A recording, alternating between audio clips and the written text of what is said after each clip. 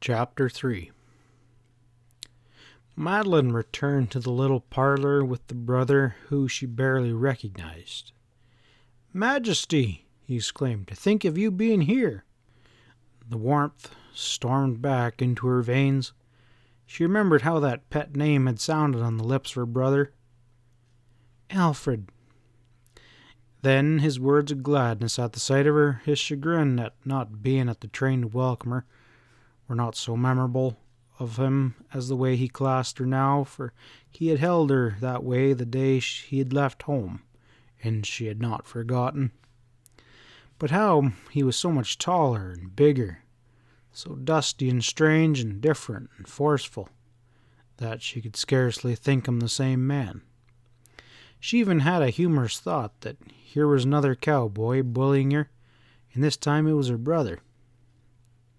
"Dear old girl," he said more calmly as he let her go, "you haven't changed at all, except to grow lovelier. Only you're a woman now, and you're fulfilling the name I gave you. Good gracious, how sight of you to bring you back home. It seems 100 years since I left. I miss you more than all the rest."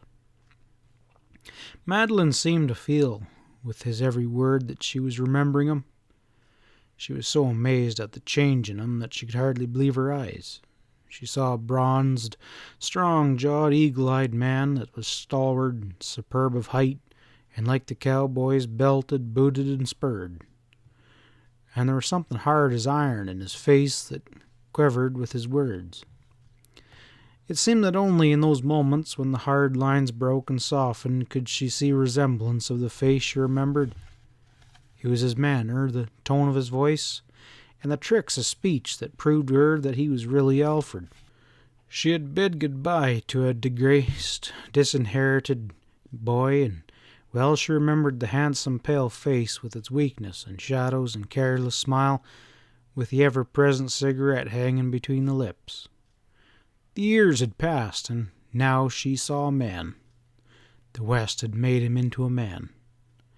And Madeline Hammond felt a strong, passionate gladness and gratefulness, and a direct check to her suddenly inspired hatred of the West.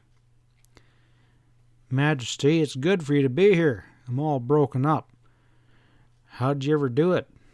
Oh, don't mind that now. Tell me about that brother of mine." So Madeline told him, and then about her sister Helen. Question after question he fired at her, and she told him of her mother, of Aunt Grace, who had died a year ago, of his old friends, married, scattered, vanished. But she did not tell him of his father, for he did not ask. Quite suddenly the rapid-fired questioning stopped, and he choked. It was a moment of silence, and then burst into tears. It seemed to her that it was a long stored-up bitterness was flooding out. It hurt her to see him, hurt her more to hear him, and in the succeeding few moments she grew closer to him than she had ever in the past. Had her father and mother done right by him? Her pulse stirred with want of quickness. She did not speak, but kissed him, for her was an indication of unusual feeling. And when he recovered command over his emotions, he made no reference to his breakdown, nor did she. But that scene stuck deep within Madeline Hammond's heart. Through it she saw what he had lost and gained. "Alfred, did you not answer my last letters?" asked Madeline. "I had not heard from you for 2 years." "That long? Gracious, time flies. Well, things went bad with me about the last time I heard from you. I always intended to write some day. I guess I just never did." "Things went wrong? Tell me." "Majesty, you mustn't worry yourself about my troubles. I want you to enjoy your stay and not be bothered with my difficulties." "Oh, please tell me. I suspected something had gone wrong. That is partly why I decided to come out and see you." "Well, if you must know," he began, and it seemed to Madeline that there was a gladness in his decision to unburden himself. "You remember all about my little ranch, and that for a while I did well raising stock. I wrote you all that. Majesty, a man can make enemies anywhere. Perhaps an eastern man in the west can make, if not so many, certainly more bitter ones. At any rate, I made several. There was a cattleman, Ward by name, he's gone now, and he and I had some trouble over cattle. That gave me a bit of a setback. Pat Haw, the sheriff here, has been instrumental in hurting my business. He's not much of a rancher, but he has influence in Santa Fe and El Paso and Douglas. Seems I've made an enemy of him. I never did anything to him. He hates Gene Stewart, and upon one occasion I spoiled a little plot of his to get Gene in his crutches. The real reason for his animosity towards me is that he loves Florence, and Florence is going to be marrying me. Alfred! What's the matter, Majesty? Didn't Florence impress you favorably? He asked with a keen glance. Why, yes, indeed, I like her, but I did not think of her of a relation to you in that way. I'm greatly surprised. Alfred, is she well born, with connections? Florence is just a girl of ordinary people. She was born in Kentucky and brought up in Texas. My aristocrat and wealthy family would surely scorn. Alfred, you're still a Hammond, said Madeline with an uplifted head. Alfred laughed. We won't quarrel, Majesty. I remember you, and in spite of your pride, you've got a heart. If you stay here a month, you'll grow to love Florence Kingsley. I want you to know she's had a great deal with straightening me up. Well, on with my story, though. There's Don Carlo, a Mexican rancher, and he happens to be my worst enemy. And for that reason, he's as bad enemy as Bill Stillwell and other ranchers. Stillwell, by the way, he's a friend of mine, and one of the finest men on earth. I got in debt to Don Carlo before I knew he was mean. In the first place, I lost money at faro. I gambled some when I came west, and then I made some unwise cattle deals. Don Carlos was a wily greaser, and he knows the ranges. He has the water, and he's dishonest. So he outfigured me, and now I'm practically ruined. He hasn't gotten possession of my ranch yet, but it's only a matter of time, pending some lawsuits in Santa Fe. At present, I have a few hundred head running on Stillwell's ranch, and I'm his foreman. Foreman? Inquired Madeline. I'm just simply a boss of Stillwell's cowboys, and right glad of my job. She began to see how sheltered she was in life. Can your property not be reclaimed? She asked. How much do you owe? Well, $10,000 would clear me and give me another start, but Majesty, in this country, that's a great deal of money, and I haven't been able to raise it. Stillwell's in worse shape than I am. Madeline went over to Alfred and put her hands on his shoulders. We mustn't be in debt. He stared at her as if the words had recalled something long forgotten, and then he smiled. How impervious you are. I'd forgotten just how my beautiful sister really is. Majesty, you're not going to ask me to take money from you, are you? I am. Well, I'll not do it. I never did, even when I was in college, and then there wasn't much beyond me. Listen, Alfred, she went on earnestly. This is entirely different. I had only an allowance then. You had no way to know that since I last wrote you, I have come into my inheritance from Aunt Grace. Well, that doesn't matter. Only I haven't been able to spend half the income. It's mine, not Father's money. You would make me very happy if you were consent to it. Alfred, I'm so amazed in the change in you. I'm so happy. You must never take a backward step from now on. What is $10,000 to me? Sometimes I spend that in a month. I throw money away. If you let me help you, it'll be doing me good as well as you. Please, Alfred. He kissed her, evidently surprised at her earnestness, and indeed Madeline had surprised herself. Once started, her speech had flowed. You always were the best of fellows, Majesty, and if you really care, if you really want to help me, I'll be only too glad to accept. It will be fine. Florence will go wild, and that greaser won't harass me no more. Majesty, pretty soon some titled fellow will be spending your money. I may as well take a little before he gets it all, he finished jokingly. What do you know about me? She asked lightly. More'n you think. Even if we are lost out here in the woolly west, we get the news. Everybody knows about Anglesbury, and that dago Duke who's chased you all over Europe, and that Lord Castleton was riding the show and seems about to win. How about it, Majesty? Madeline detected a hint that suggested scorn in his gay speech, and deep in a searching glance she saw a flame. She became thoughtful. She had forgot Castleton, New York society.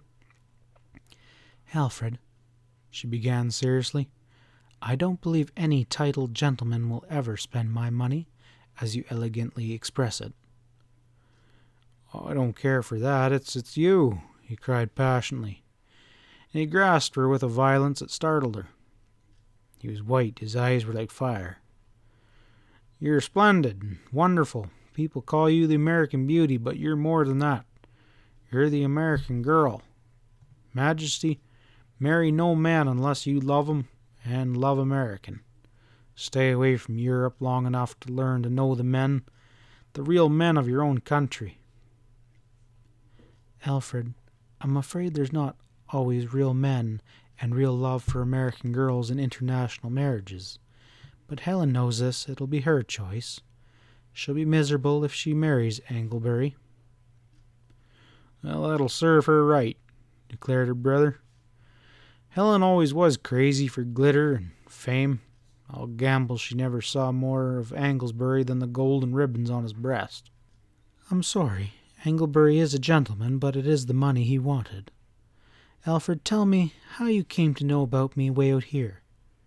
You must be assured I was astonished to find that Miss Kingsley knew me by Madeline Hammond. I imagine it was a surprise, he replied with a laugh. I told Florence about you and gave a picture of her to you. And, of course, being a woman, she showed the picture and talked, and she seemed to be in love with you. And then, my dear sister, we do get New York papers out here occasionally, and we can see and read. You may not be aware that you and your societal friends are objects of intense interest in the U.S. of general, and the West in particular. The papers are full of you, and perhaps a lot of things you never did. That Mr. Stewart knew as well. Oh, never mind him, exclaimed Alfred. Then he laughed. Gene is all right, only you gotta know him. I'll tell you what he did. He got hold of one of those New York papers of you, the one in the Times, and he took it away from here, and in spite of Florence, he wouldn't fetch it back. It was a picture of you in riding habit with your blue-ribboned horse, White Stockings. It was taken at Newport. Well, Stewart tacked the picture up in his bunkhouse and named his beautiful horse Majesty. All the cowboys knew it. They could see the picture and teased him unmercifully. Oh, he didn't care, though. One day I happened to drop in on him and found him just recovering from a cruise. I saw the picture as well, and I said to him, Gene, if my sister knew you were a drunkard, she'd not be proud of having her picture stuck up in your room. Majesty, he did not touch a drop for a month, and when he did drink again, he took the picture down, and he's never put it back. Madeline smiled at her brother's amusement, but she did not reply. She could not adjust herself to those queer Western ways. Her brother had eloquently pleaded for her to keep herself above a sordid and brilliant marriage, yet he did not only allow a cowboy to keep her picture in his room, but actually spoke of her and used her name in a temperance lecture. Madeline just escaped feeling disgust. She was saved from this, however, by nothing less than her brother's naive gladness that, through subtle suggestion, Stewart had been persuaded to be good for a month. Something made up of Stewart's effrontery to her, of Florence Kingsley's meeting her, frankly as it were, as an equal, of the elder sister's slow, quiet acceptance of this visitor who had been honored at the courts of royalty. "Majesty, I gotta run down to the siding," he said, consulting his watch. "We're loading a shipment of cattle. I'll be back by supper time and bring Stillwell with me. You'll like him. Give me the check for your trunk." She went into the little bedroom and took up her bag and pulled out a number of checks. 6 trunks, he exclaimed. "Well, I'm quite glad you intend to stay a while. Say, Majesty, it's going to take me a long while to realize who you really are. It's going to take me as long to realize who you really are as long as it's going to take to break you being a tenderfoot. I hope you're packing a riding suit. If not, you'll have to wear trousers. You'll have to do that anyways when we get up into the mountains." "No." "You sure will." "We'll see about that. I don't know what's in the trunks. I didn't pack anything. My dear brother, what do I have maids for?" "How'd it come to be that you didn't travel without a maid?" "I wanted to be alone. But don't you worry. I'll be able to look after myself. I dare say it'll be good for me." She went to the gate with them. "What a shaggy, dusty horse. He's wild, too. Do you let him stand that way without being haltered? I should think he would run off." "Oh, tenderfoot. You'll be great fun, Majesty, especially for the cowboys." "Oh, will I?" she asked, constrained. "Yeah, and in 3 days they'll be fighting one another over you. That's going to be worrying me. Cowboys fall in love with a plain woman, an ugly one, anyone, so long as she's young, and you, good Lord, they'll be out of their heads." "You are pleased to be facetious, Alfred. I think I've had enough of cowboys, and I haven't even been here for 24 hours. "Don't think too much of first impressions. That was my mistake when I arrived here. Well, so long for now. I gotta get going." The horse started as Alfred put his foot in the stirrup and was running when the rider slipped his leg over the saddle. Madeline watched him in admiration. He seemed to be loosely fit to the saddle, moving with the horse. "I suppose that's cowboy style." Madeline went to her room intending to rest for a while, and she fell asleep. She was aroused by Florence's knock and call. "Miss Hammond, your brother has come back from Stillwell's." "Gracious, I have slept!" exclaimed Madeline. "It's nearly 6 o'clock." "I'm sure glad you were tired. The air here makes strangers sleepy. Come on, we want you to meet old Bill. He calls himself the last of the cattlemen. He has lived in Texas and here all of his life." Madeline accompanied Florence to the porch. Her brother, who was sitting near the door, jumped up and said, "Hello, Majesty." And as he put his arm around her, he turned towards a massive man whose broad face began to ripple and wrinkle. "I want to introduce my friend Stillwell to you. Bill, this is my sister.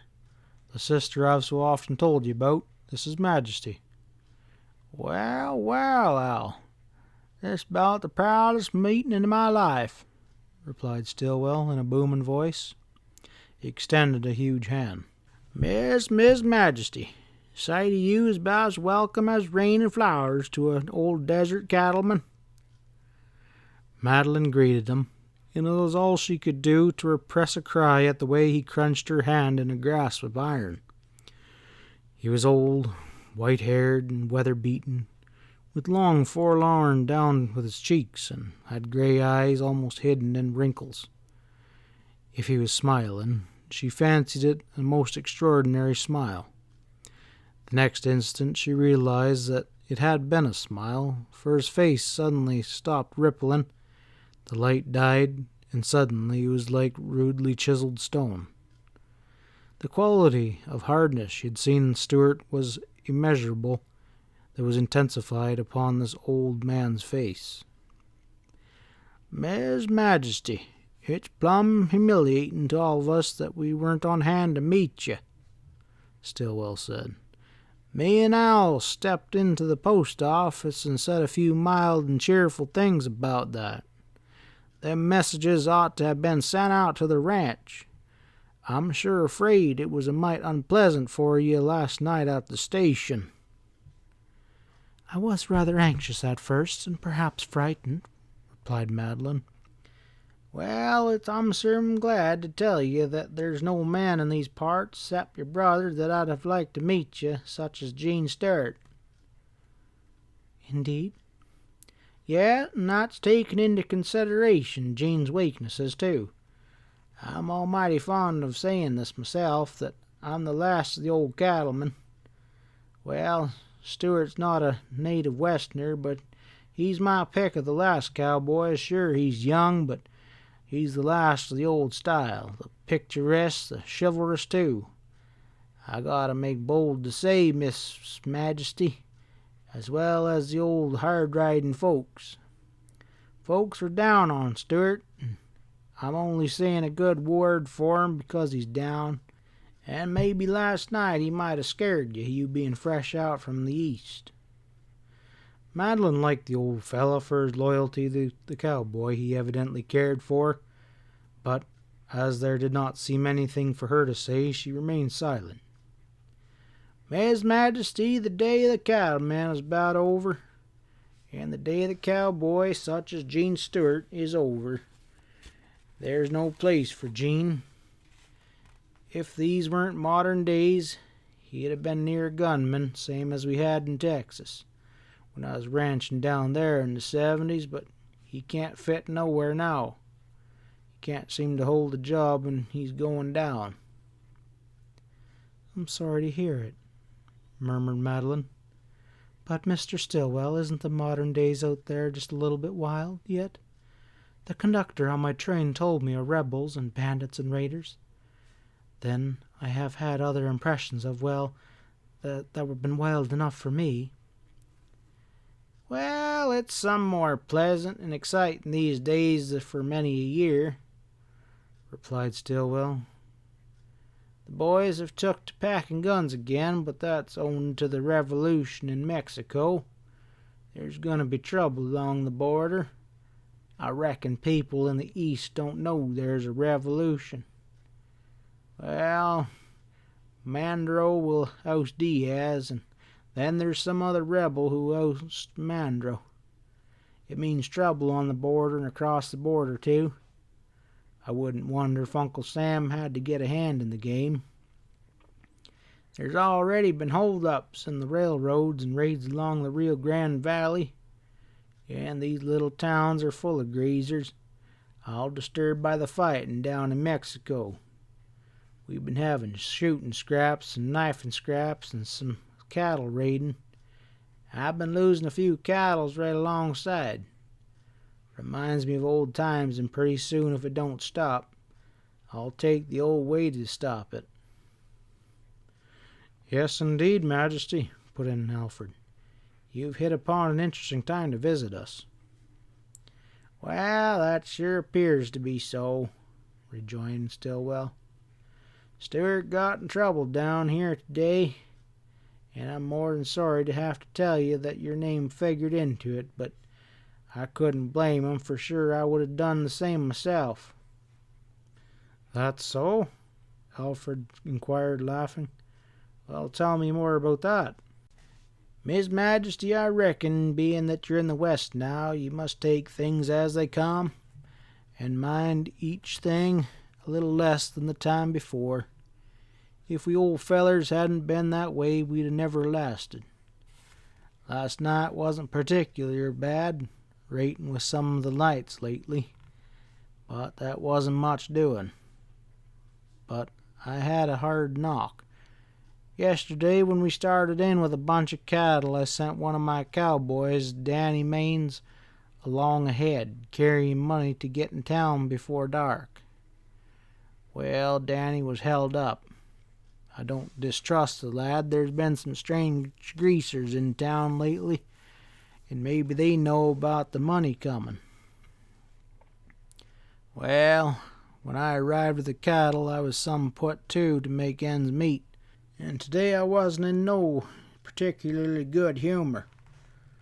When I had my business all done, I went around poking my nose here and there, trying to get scent of that money. And I happened in at a hall where we have that does duty for jail and hospital and electric post and whatnot. Well, just then it was doing duty as a hospital. Last night it was a festiva night. Them greasers having a festia every week or so, and one greaser, who had been hurt laying in the hall, where he had been fetched up from the station. Somebody had sent off to Douglas for a doctor, but he ain't come yet. I've had some experience with gunshot wounds, so I looked the feller over. He wasn't shot up much, but I thought there was dangers of blood poisoning. Anyway, I did all I could. The hall was full of cowboys, ranchers, and greasers, and miners, and town folks, along with some strangers. I was about to get started up this way when Pat Hall come in. Pat, he's the sheriff, I reckon, Miss Majesty. That sheriff is new to you, and for the sake of the West, I'll explain to you that we don't have many of the real thing anymore. Grant, who killed Billy the Kid and was killed himself near a year or so ago, he was the kind of sheriff that helps to make a self-respecting country. But this Pat Hall, well, I reckon there's no good in my saying what I think of him. He come into the hall and he was roaring about things. He was going to be arresting Danny Maines on sight. Well, I polite-like told Pat the money was mine and he needn't get riled up about it. And if I wanted to trail the thief, I reckon I could do it as well as anybody else. Pat, he hollers that law was law and he was going to lay down the law. It sure appeared to me that Pat was dead set to arrest the first man he could find excuse to. And then he cooled down a wee bit and was asking questions about that wounded greaser when Gene Stewart walked in. Whenever Pat and Gene come together, it reminds me of the early days back in the 70s. Just naturally everyone shuts up, 'cause Pat hates Gene and I reckon Gene ain't so sweet on Pat.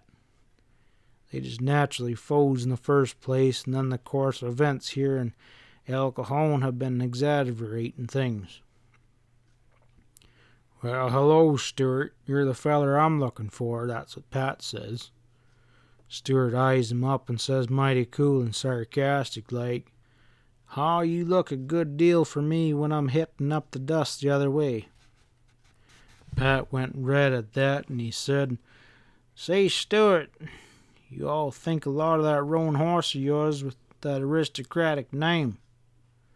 "I reckon I do," replied Gene shortly. "Well, where's he?" "Ain't none of your business, Hall." "Oh, it ain't, is it? Well, I guess I can make it my business. Stewart, there's some queers going on last night that you know something about. Danny Maines was robbed, and Stillwell's money gone, your roan horse gone. That little hussy Bonita gone, and this greaser near gone too. Now, seeing that you've been up so late and prowling around the station where this greaser was found, it ain't unreasonable to think you might know how he got plugged, is it?" Stewart laughed kind of cold and he rolled a cigarette, all the time eyeing Pat. And then he said if he had plugged the greaser he wouldn't have done such a terrible job. Well, Pat replies, "I can arrest you on suspicion, Stewart, but before I go that far I want some evidence. I want to round up Danny Maines and that little greaser Mexican girl. I want to find out what's become of your horse. You never lent him since you had him, and there ain't enough raiders across the border to steal him from you. It's got a queer look about it." "Well, you sure are quite a swell detective, Hall, and I wish you the heap of luck." That appeared to nettle Pat beyond bounds, and he stamped around and swore. And then he had an idea. It just struck out all of a sudden, and he shook a finger in Stewart's face. "You was drunk last night?" Stewart never batted an eye. "You met some women on the number 8, didn't you?" shouted Haw. "I met a lady," replied Stewart, quiet and menacing like. "You met Al Hammond's sister, and you took her up to Kingsley.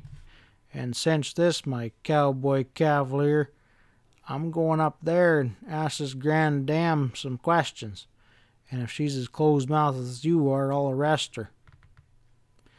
Then Gene Stewart, he kind of turns white. I, for one, expected to see him jump like lightning, as if when he does get suddenly riled up, but he was calm and he was thinking hard. And then he said, "Pat, that there's a fool idea, and if you do the trick, it'll hurt you all the rest of your life. There's absolutely no reason to frighten Miss Hammond, and trying to arrest her would be doing a damned outrage as it was never stood for in El Cajon. If you're sore on me, send me to jail and I'll go. If you want to hurt Al Hammond, go and do it some man kind of way. Don't take your spite out on us by insulting a lady who's come here to have a little visit. We're bad enough without being low down as greasers." It was a long talk for Gene, and I was surprised at the rest of the fellers. Think of Gene Stewart talking soft and sweet to that red-eyed coyote of a sheriff. And Pat, he looked so devilishly gleeful that if something about Gene hadn't held me tight, I'd have got in the game myself. It was plain to me and others who spoke of it afterwards that Pat Haw had forgotten the law and the officer in the man and his hate. "I'm a-goin', and I'm a-goin' right now," he shouted. And after that, anyone could have heard a clock tick a mile off. Stewart seemed kind of choking, and he seemed to have some kind of bewilderment at the idea of Haw confronting you. And finally he burst out, "But man, think who it is. It's Miss Hammond. If you see her, even if you're locoed or drunk, you couldn't do it." "Couldn't I? Well, I'll show you damn quick. What do I care who she is? Them swell Eastern women, I've heard of them. They're not so much as Hammond woman." Suddenly Haw shut up, and with his red mug turning green, he went for his gun. Stillwell paused in his narration to get breath, and he wiped his moist brow. And now his face began to lose its crankiness. It changed, it softened, it rimpled and wrinkled, and all the strange mobility focused and shone in a wonderful smile. "And then, Miss Majesty, then there's something happened. Stewart took Pat's gun away from him and throwed it on the floor, and what followed was beautiful. Surely it was the beautifulest sight I ever did see, only it was over so soon. A little while after, when the doctor came, he had another patient beside the wounded greaser, and he said that the new one would require about 4 months to be up and around cheerful again. And then Gene Stewart hit the trail for the border." End of chapter 3.